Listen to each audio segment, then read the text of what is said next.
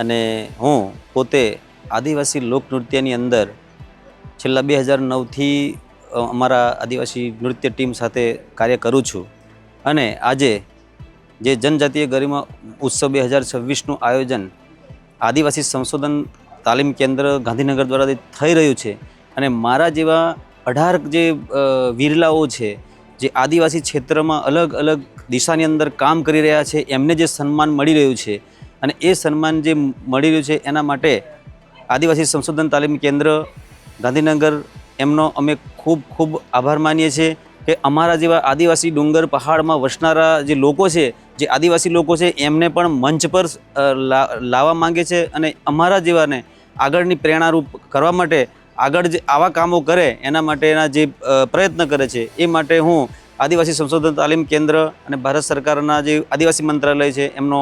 ખૂબ ખૂબ આભાર માનું છું અને અમારા જેવા અનેક કાર્ય કરીને આગળ મંચ પર આવા તારલાઓ આવે એવી રીતના આગળ કામ કરે એવી હું હાર્દિક શુભેચ્છા પાઠવું છું. જય હિન્દ, જય ભારત, જય આદિવાસી.